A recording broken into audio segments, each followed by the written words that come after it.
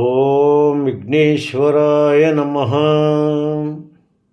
ఓం సాయి శ్రీ సాయి జయ జయ సాయి. ఓం ఓం కాంతమ్మ ఓంకారి కాంతమ్మ. అమ్మ కాంతమ్మ తల్లి గురించి అద్భుతమైన విషయాలను తెలుసుకోబోతున్నాము. మొదటిసారిగా ఈ వీడియో చూస్తున్న ప్రతి ఒక్కరూ సబ్స్క్రైబ్ చేసుకోండి, లైక్ చేసి షేర్ చేయండి. ప్రతి ఒక్కరూ భక్తి బంధువులు కండి అమ్మ ఒడిని చేరుకోండి. ప్రక్కనున్న బెల్ సింబల్ని నొక్కండి. మొదలు పెట్టుకుందామా?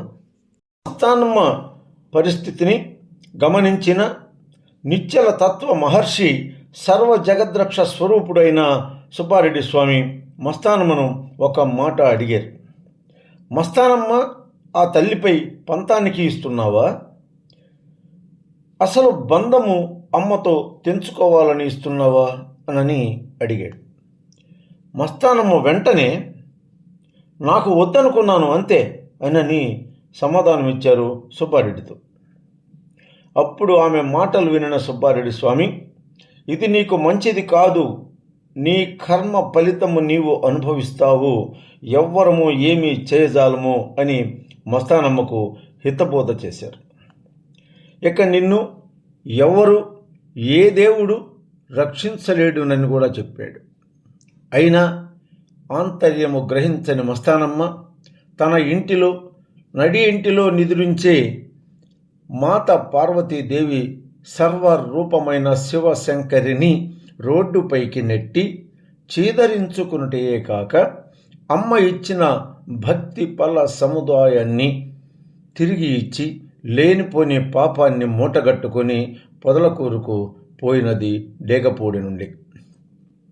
పొదలకూరుకు పోయిన 3వ రోజు నుండి ఇంట్లో తన భర్త గారైన సిద్ధయ్య గారితో గొడవలు మొదలైనవి. ఎంత మంచి వారమైన దైవమును ఎదిరించిన ఎడల దాని కర్మ ఫలము అనుభవించక తప్పదు. అలా నేను మా వారితో గొడవపడి 15 సంవత్సరములు ఇల్లు వదిలి బయటకు వెళ్ళాను. అలా ఇంటి నుండి వెళ్ళిన నేను ఎక్కడెక్కడో తిరిగాను, పడరాని పాట్లు పడ్డాను. చివరకు జొన్నవాడ కామాక్షి తాయి దగ్గరకు వెళ్ళిపోయాను. అది మొదలు భక్తి రసామృత పుస్తకాలను చదివాను, సత్సంగములు జరిపాను, విష్ణు సహస్ర నామము చదివాను. నాకు కుటుంబం నుండి అనవసరముగా మా సిద్ధయ్య గారితో మా ఆయనతో గొడవ పడ్డాను అనే బాధ తప్ప భక్తి మార్గమును అమ్మ నా వెంట ఉండి అన్ని నేర్పినది. నాలోని కోపాన్ని క్రోధాన్ని నశింపచేసి మరలా నన్ను పరిపూర్ణురాలుని చేసి తన దగ్గరకు పిలిచినది. ఇప్పుడు అమ్మ సేవలో మా వారి సేవలోనే ఉన్నాను. ప్రతి నెలలో అమ్మకు పల్లకీ సేవ చేయించుకుంటున్నాను, అమ్మను తలుచుకుంటున్నాను.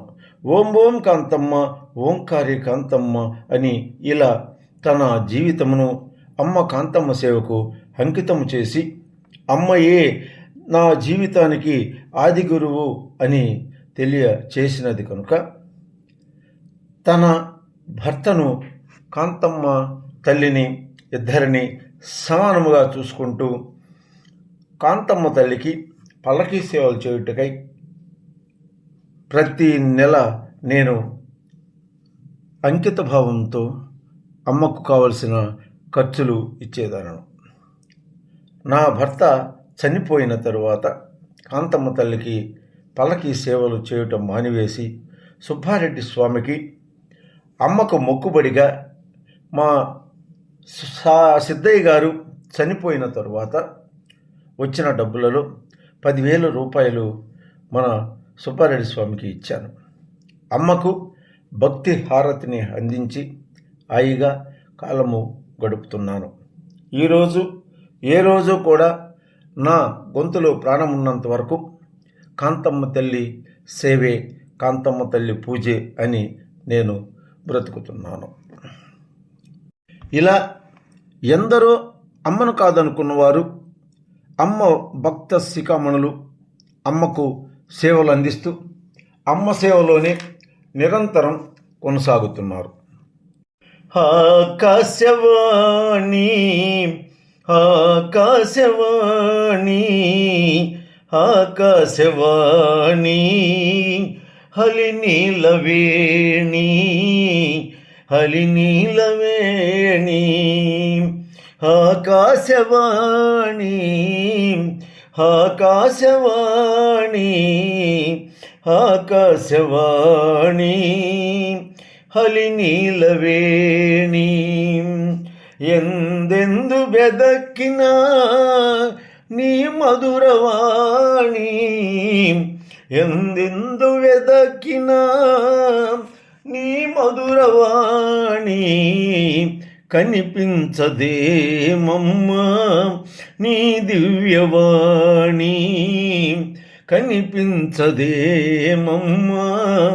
నీ దివ్యవాణి మమతానురాగం పంచే ఓ నీలవేణి మమతానురాగం పంచే ఓ నీలవేణి ఆకాశవాణి ఆకాశవాణి ఆకాశవాణి హలినీలవేణి ఎందెందు వెదకినా నీ మధురవాణి నీ మధురవాణి. వింటున్నారు కదూ, ఎంతో అందమైన భావాలు, అమృత తుల్యమైన మాటలు, అమ్మను కాదనుకున్న వారి కష్టాలు అన్నీ మన అమ్మ చరిత్రలో గుప్తంగా మధురంగా వినసొంపుగా ఉంటాయి. అందరూ కూడా పై విషయాలను రాబో విషయాలను గమనించి అమ్మకు పాత్రులు కావలసిందిగా, అమ్మ ఒడిని చేరుకోవలసిందిగా నేను కోరుతున్నాను. ఇట్లు మీ విజయభాస్కరుడను. మరువరు కదూ, ఉంటాను.